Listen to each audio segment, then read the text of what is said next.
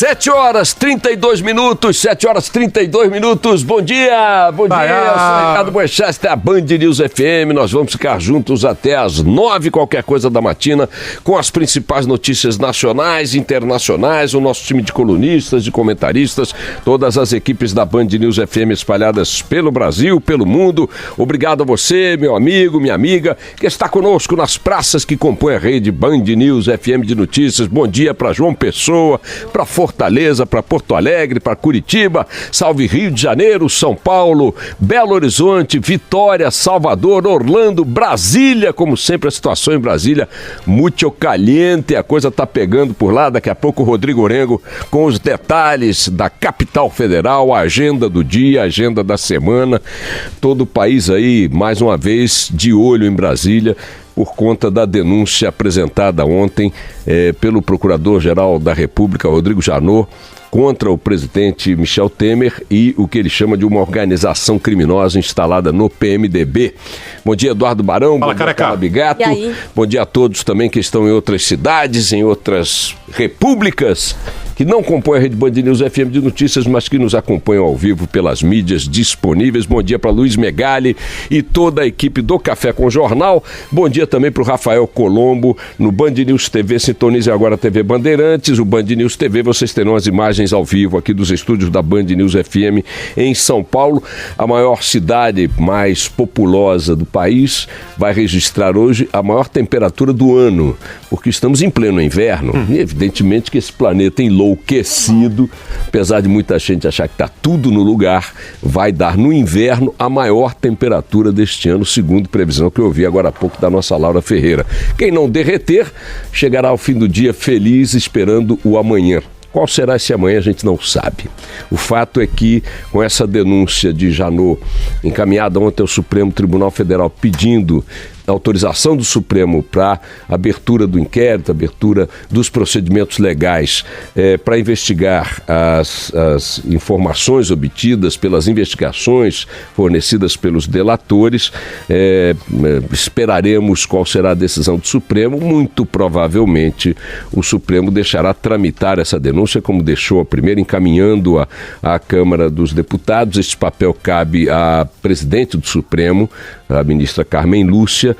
Há um questionamento da defesa de Temer pedindo que a tramitação do processo seja suspensa enquanto o próprio Supremo não analisa outros questionamentos feitos pela mesma defesa quanto à validade das delações apresentadas por Joesley Batista e Wesley Batista e o grupo JBS diante das suspeitas de que estas denúncias, estas apurações, estas delações foram elaboradas com a colaboração de um braço direito de Janot, o ex-procurador federal Marcelo Miller, né? Vocês têm acompanhado essa história. Então tem uma questão técnica que não é de pouca relevância, de muita relevância.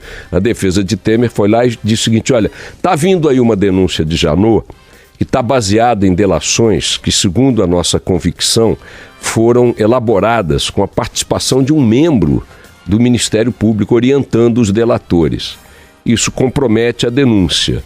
Então, queria que vocês, Supremo, quando essa denúncia chegar aqui, vocês interrompessem a tramitação dessa denúncia até que a gente julgue se a sua origem foi corrompida por esta questão de base, esta questão de origem, qual seja a participação de um membro do próprio Ministério Público, do núcleo duro da equipe de Janot, orientando os delatores sobre como fazer, o que fazer, quem gravar, quem não gravar.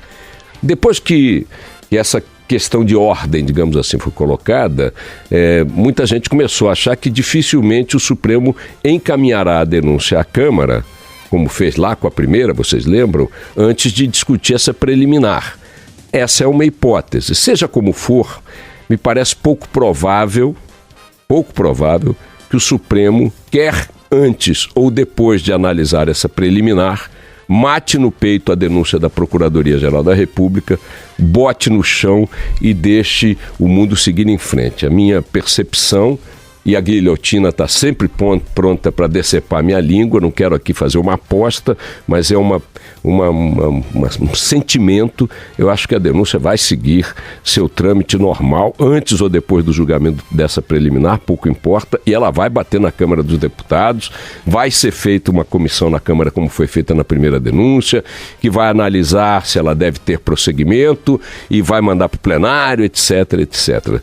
Uma ouvinte me escreveu hoje cedinho, dizendo: Boechat, por favor, no seu comentário hoje, ao falar da denúncia, não repita o que você tem dito de que não vai dar em nada, porque isso aí não ajuda o país. Eu disse para ela: olha, mas eu não estou aqui para ajudar o país, nem para atrapalhar o país. Eu estou aqui para analisar os fatos e opinar sobre eles. E, na minha opinião, o jogo de forças políticas na Câmara dos Deputados continua sendo francamente favorável a obstruir, a engavetar essa denúncia por um enorme conjunto de fatores.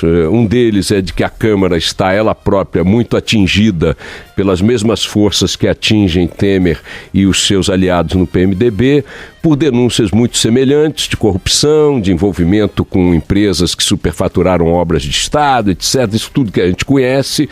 Depois, porque o Planalto tem uma baita de uma caneta na mão e usa essa caneta despodoradamente, como sempre usou em outros governos, para comprar votos na Câmara, distribuindo emendas, verbas e cargos. Depois, porque a oposição a Temer, que poderia ser vista como, digamos, uma ala de votos representada pelo PT, também não está lá muito empenhada em dar força a uma denúncia de Janot, dar força a uma denúncia oriunda da Lava Jato, dar força a delatores que também delatam o PT, também delatam Lula, também delatam figuras exponenciais, importantes do grupo político que faz em vários partidos oposição a Temer. Então temos uma série de fatores ali que caminham para pegar a denúncia, mesmo depois que ela saia do Supremo e tudo mais, e encaminhar para a gaveta, como foi a primeira. Acho que esse vai ser o desfecho da história naturalmente. Colocada na gaveta a denúncia contra Temer não significa que os demais denunciados não continuarão sendo investigados pelos crimes a eles atribuídos. Lembrem-se que a denúncia inicial lá contra o Temer foi também engavetada pela Câmara até que ele termine o seu mandato. Depois o processo continuará. Os demais envolvidos ficam na linha das investigações que continuarão em relação a eles. E basta que a gente olhe para o conjunto da obra, mesmo excluindo o Temer como alvo do processo, para a gente saber que tem muita coisa a ser investigada mesmo.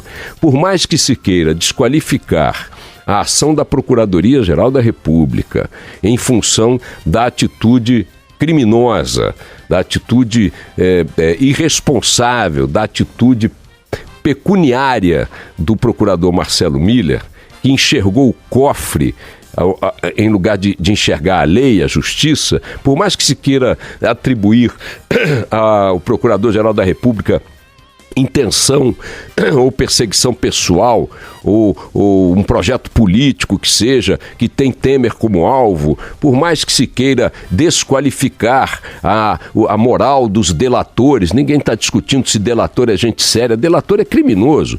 Se não fosse criminoso, não fazia acordo de delação.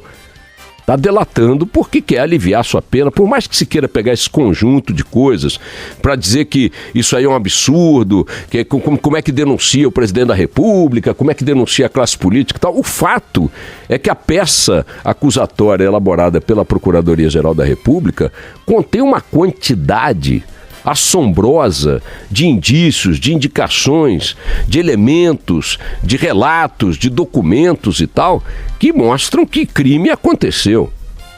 E crime grande, e continuado, e bilionário, e lesivo, covarde com o país.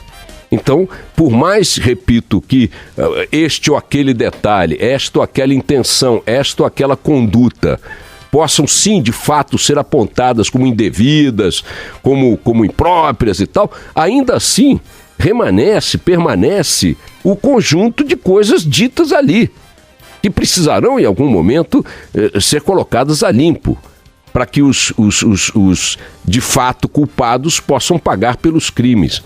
repito a ladainha de sempre. Se colocarmos essas denúncias na gaveta, se anularmos as delações e as provas, se ignorarmos tudo que está sendo exibido ali, mesmo que aceitando esses equívocos de ação na origem dessa elaboração de processo, o que nós faremos com os fatos, com a realidade?